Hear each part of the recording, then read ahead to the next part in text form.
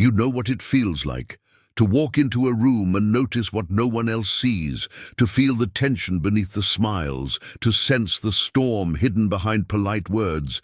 You cannot explain how you know. You just do.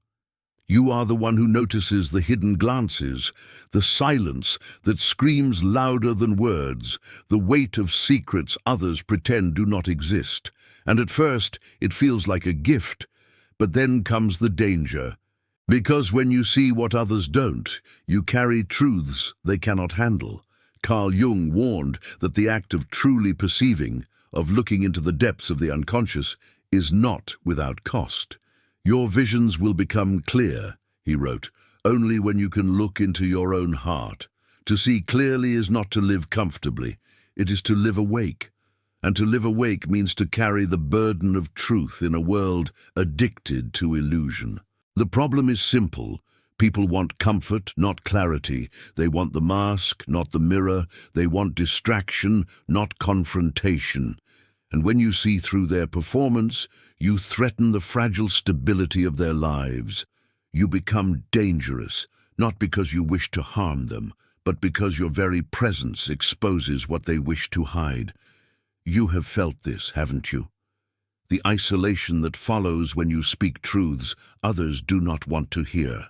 The way friends grow distant when you stop playing along. The suspicion in people's eyes when your silence feels heavier than their noise. It is not easy to be awake in a sleeping world. It is not easy to carry sight when others beg for blindness. And the cost of this vision is often loneliness, rejection, or even hostility. But Jung understood something deeper. To see what others don't is not just about reading people, it is about confronting your own unconscious. Because the reason you notice the shadows around you is that you have touched the shadow within. The liar unsettles you because you have wrestled with your own dishonesty. The manipulator enrages you because you have tasted your own hunger for control. The emptiness in others terrifies you because you have felt the abyss inside yourself. Seeing what others don't begins as a gift, but it becomes a mirror. Every shadow you detect out there points back to a shadow in here. And here lies the danger. If you do not integrate what you see, if you do not anchor yourself in the self, your sight becomes torment. You notice everything but understand nothing.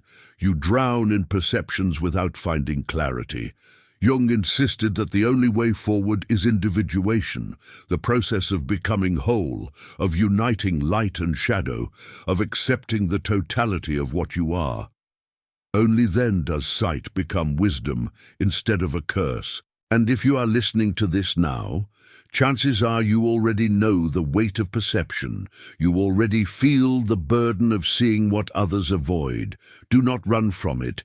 Do not numb it.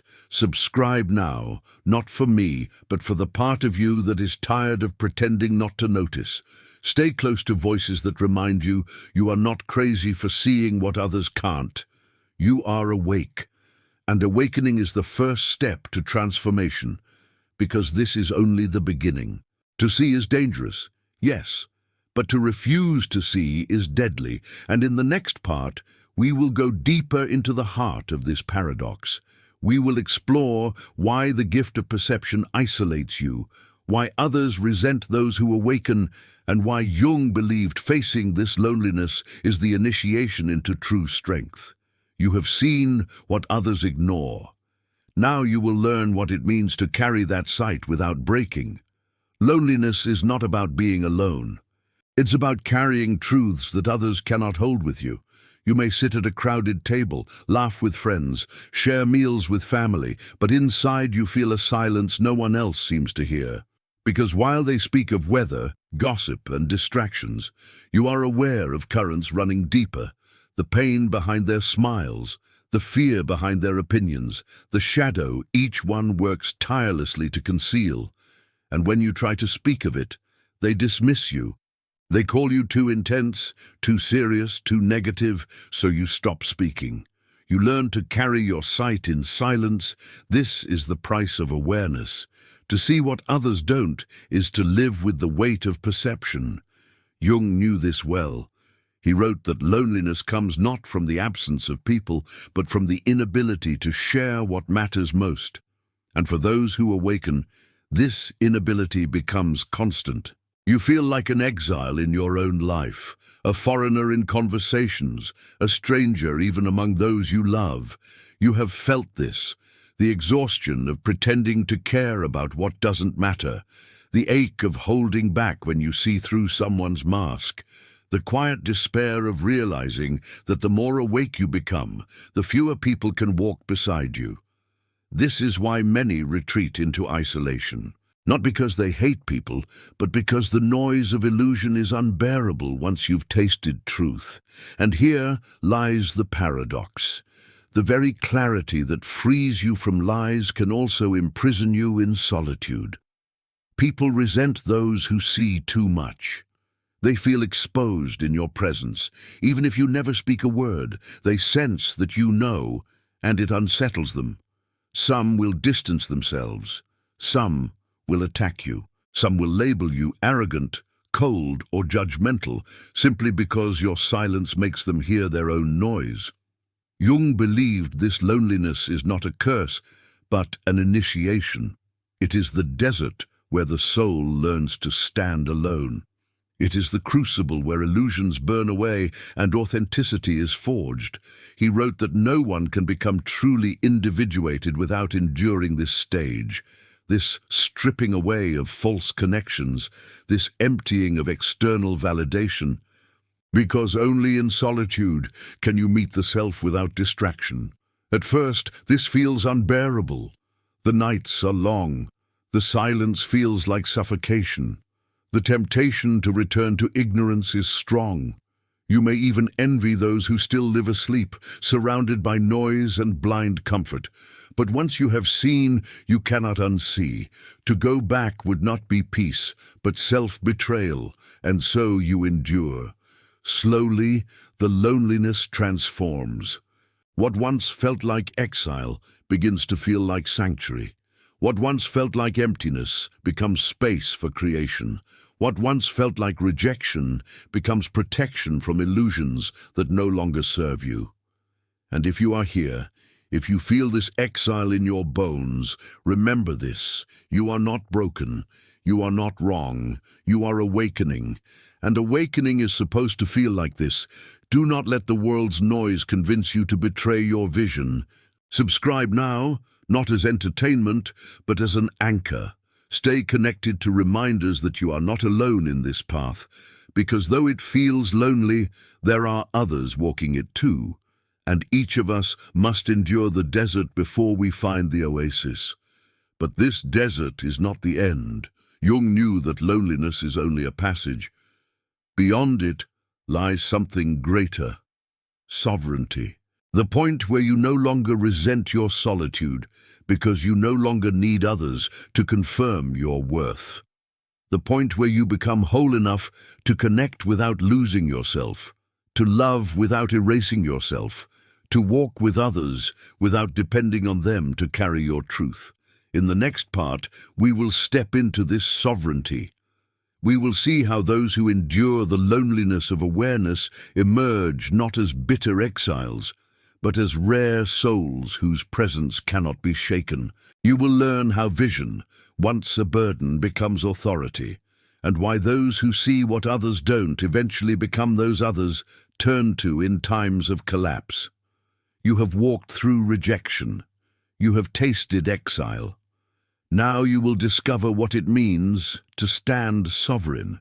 When you pass through the desert of loneliness and endure the silence, something extraordinary happens. You stop craving validation.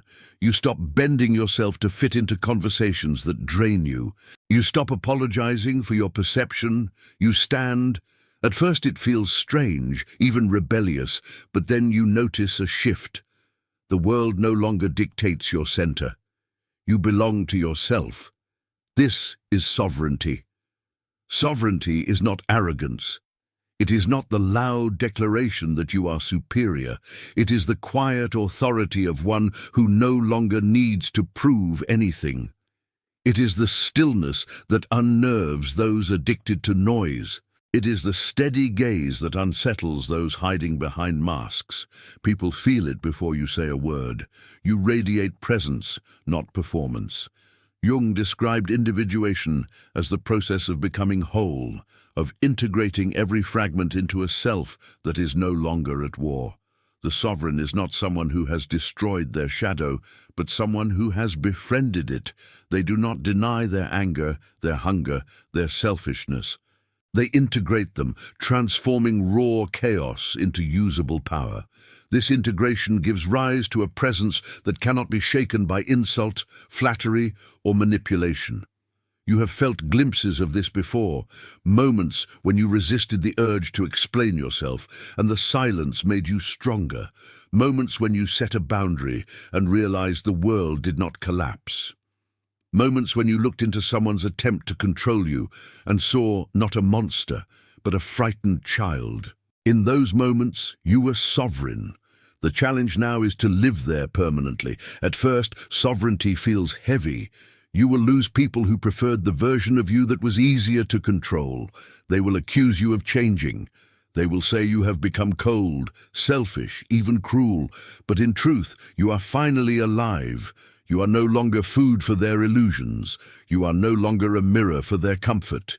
You are the flame that exposes what is real.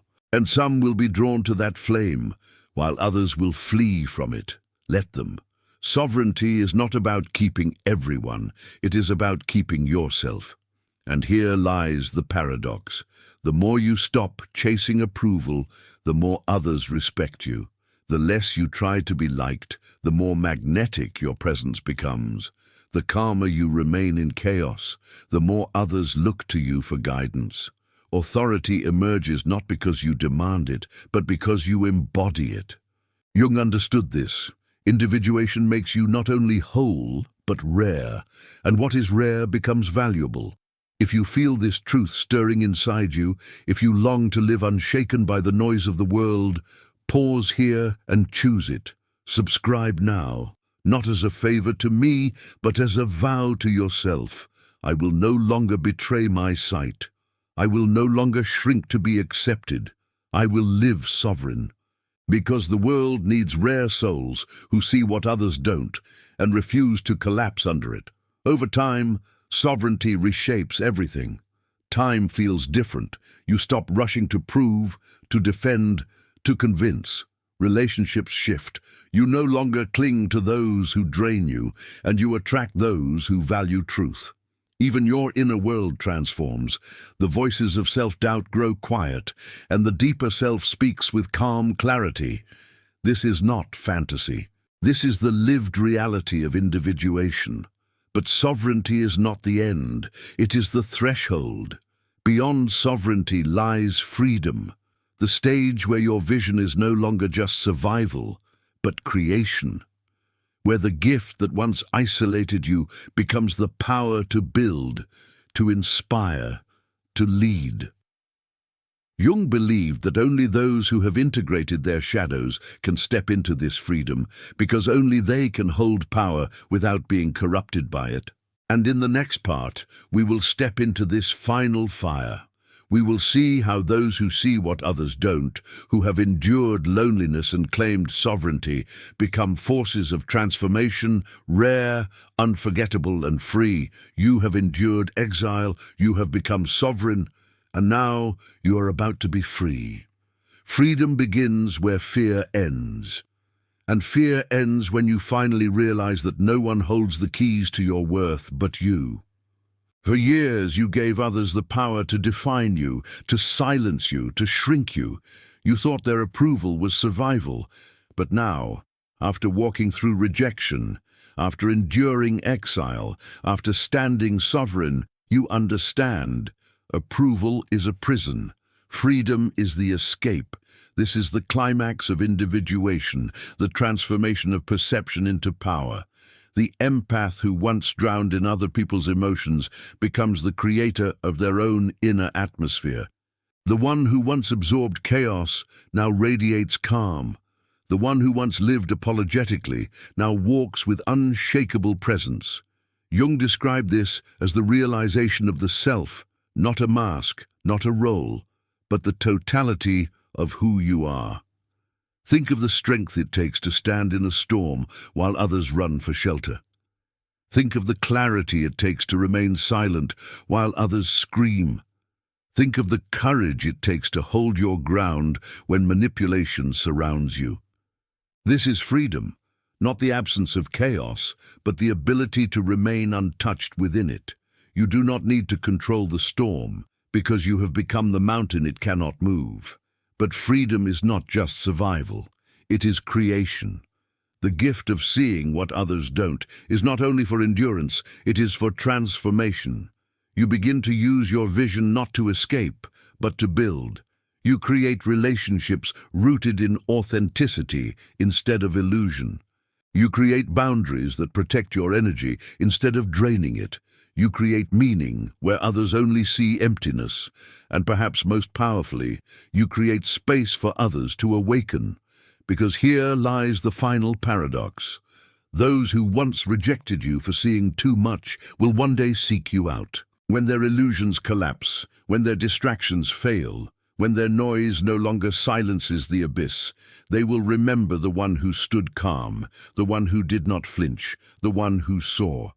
And they will come to you, not for comfort, but for truth. And you will offer it not with arrogance, but with the quiet authority of someone who knows that truth is the only path to freedom. And how do you live this freedom practically? Begin small. Set one boundary today that honors your energy. Say no where you once said yes out of fear. Journal the truths you see but hesitate to speak. Give them space to breathe on paper. Embrace silence daily, even if for only 10 minutes, to remind yourself that your worth is not tied to noise or approval. These simple acts are not trivial. They are the bricks that build sovereignty into freedom. And remember, freedom is a practice. You will stumble. You will feel guilt. You will face resistance. But each time you choose awareness over illusion, strength over compliance, authenticity over performance, you carve deeper into freedom's path. Jung taught that individuation is never finished. It is a lifelong journey. But each step makes you rarer. Each choice makes you stronger. Each act of freedom makes you unforgettable. So as you hear these words, ask yourself, are you ready to stop apologizing for what you see? Are you ready to stop betraying yourself to fit into illusions? Are you ready to live free? If the answer is yes, then anchor it here and now. Write in the comments, I choose awareness. Let this be your declaration, your vow, your first act of freedom. And if you want to keep walking this path, to keep hearing the truths that others are afraid to say, subscribe now, because this is not the end. It is the beginning of a life that is rare, authentic, and sovereign. You have seen what others don't. You have endured what others couldn't. You have become what others secretly long to be. And now you are free.